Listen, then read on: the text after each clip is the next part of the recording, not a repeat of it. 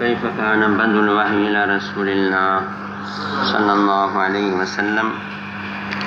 وقول الله عز وجل إنا أوحينا إليك كما أوحينا إلى نوح والنبيين من بعده۔ سب سے پہلے آپ یہ بات سمجھیں کہ مؤلف نے اپنی کتاب کی شروعات وہ بسم اللہ الرحمن الرحیم سے کی ہے۔ وہ اس لیے کہ بسم اللہ کے بارے میں ایک حدیث آئی ہے کہ کل امر ذی بال لم یبدأ ببسم اللہ فہو اخطأ، کہ جو بھی کار خیر ہو اللہ کے نام سے شروع نہ کیا جائے تو وہ برکت سے خالی ہے۔ اس لیے اپنی کتاب کی شروعات میں بسم اللہ کا ذکر فرمایا، اور اس کے بعد پھر آگے کتاب کی شروعات بابن کے لفظ سے کی ہے۔ بابن کیف کان بدء الوحی الی رسول اللہ صلی اللہ علیہ وسلم، تو یہاں الحمد کا ذکر نہیں، حالانکہ جس طرح تسمیہ کے بارے میں حدیث موجود ہے اس طریقے سے یعنی حمد کے بارے میں بھی حدیث موجود ہے۔ تو وہ حدیث بھی وہی ہے کہ کل امر ذی بال لم یبدأ بالحمد للہ فہو اخطأ،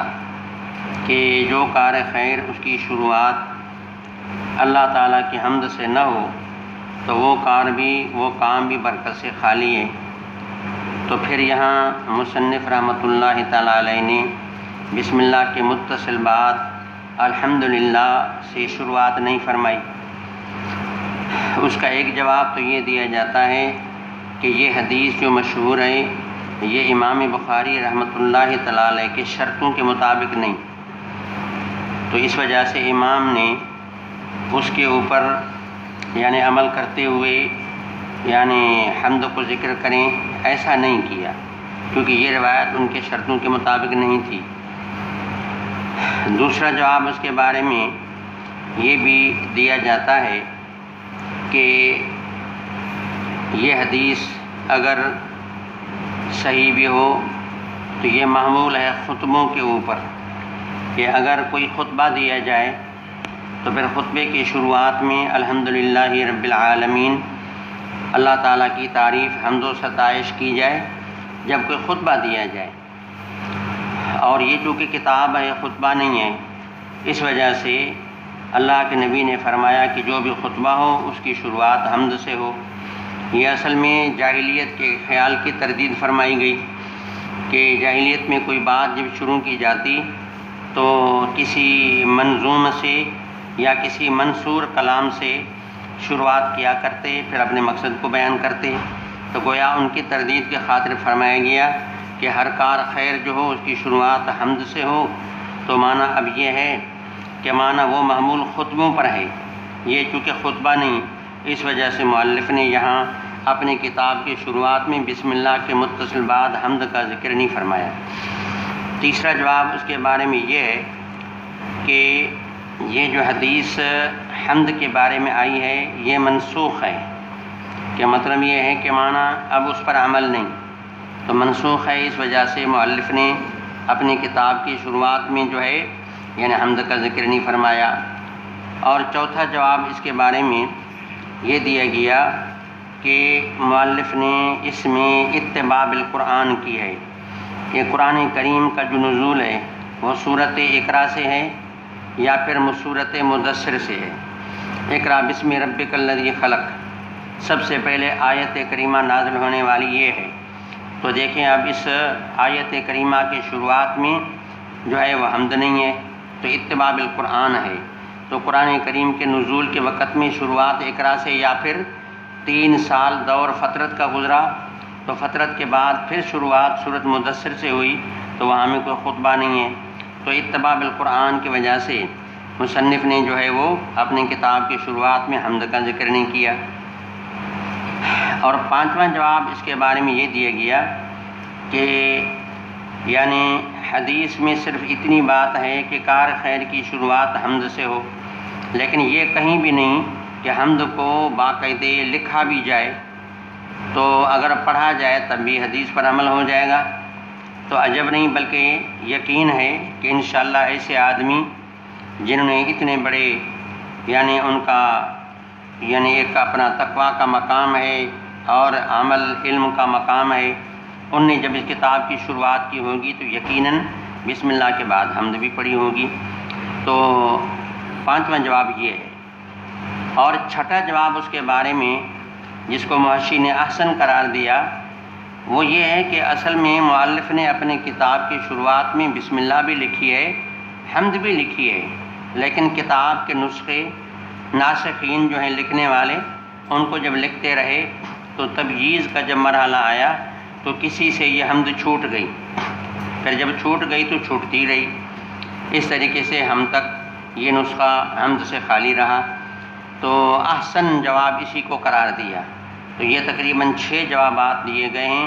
اس بات کے لیے کہ مؤلف نے اپنی کتاب کی شروعات میں تسمیہ کے بعد تحمید کا ذکر نہیں فرمایا، ایک بات۔ دوسری بات جو ہے یہ ہے کہ یہاں سے پھر آگے لفظ آتا ہے بابن کا، تو مؤلف نے اپنے کتاب کی شروعات باب سے کی ہے، کتاب سے شروعات نہیں کی۔ ترمذی شریف میں شروعات کتاب الطہارت سے ہے، اس طرح اور کتابوں میں کوئی نہ شروعات میں کوئی نہ کوئی کتاب ہے، اور یہاں شروعات اسی سے ہے کہ بابن کیف کان بدء الوحی الی رسول اللہ صلی اللہ علیہ وسلم، اور آگے جا کر کے دوسرے تیسرے صفحے چوتھے صفحے میں بلکہ 5ویں صفحے میں پھر آیا کہ کتاب الایمان۔ تو اس کا جواب یہ ہے کہ اصل میں یہ چونکہ حدیث کی کتاب ہے اور احادیث مبارکہ جو ہیں وہ سب کا مدار واحد پر ہے، اور بعد میں آنے والے جو جتنے بھی کتاب ہیں یہ گویا کہ اس باب کے اقسام ہیں، اور یہ جو باب ہے بحیثیت مقسم کے ہے کہ وحی جو ہے وہ مقسم ہے، اور وحی کا کوئی حصہ ایمان سے متعلق ہے، وحی کا کوئی حصہ صلاۃ سے متعلق ہے، اور وحی کا کوئی حصہ زکوٰۃ سے متعلق ہے۔ تو آنے والے کتاب یا ابواب یہ سارے اقسام وحی ہیں، تو اور یہ ہے اس کی حیثیت مقسم کی ہے۔ اب اگر اس کی شروعات میں یہاں بھی کتاب لکھا جاتا تو پھر یوں معلوم ہوتا کہ جس طرح ایمان، صلاۃ، زکوٰۃ یہ ہر ایک کے قسیم ہیں، ایک دوسرے کے قسیم ہیں، تو پھر یہ سمجھا جاتا کہ وحی جو ہے وہ بھی آنے والے جتنے بھی اقسام ہیں یہ ان کا قسیم ہے، یہ ان کا مقسم نہیں ہے۔ اس لیے ایک اسلوب بدل دیا، ایک طریقہ کار بدل دیا، اور بدل کر کے اشارہ فرمایا کہ وحی کی حیثیت مقسم کی ہے اور آنے والے کتب کی جو حیثیت ہے وہ اقسام کی حیثیت ہے، اس لیے شروعات باب سے کی، کتاب سے نہیں کی۔ اس کے بعد پھر آگے ایک بات یہ سمجھیں، کتاب، باب، فصل، ان کا باہمی فرق ہوا کرتا ہے۔ کتاب کا جو لفظ ہے کاف تا با، اس کا مادہ ہے، کتب کا مادہ یہ جس شکل میں بھی ہو، جہاں بھی ہو اور جیسے بھی ہو، اس لیے ہر جگہ اس کی معنی ضم اور جمع کی معنی آتی ہے۔ تو اس کا مقصد یہ کہ کتاب میں جامعیت زیادہ ہے، اس لیے کہتے ہیں کتاب کی حیثیت جنس کی ہے، کتاب کی حیثیت جنس کی ہے جس کے نیچے انواع ہوا کرتے ہیں، جیسے حیوان جنس ہے تو اس کے نیچے انواع ہیں، انسان ہے، فرس ہے، حمار ہے، بغل ہے، دجاجت ہے، فلاں ہے، فلاں ہے۔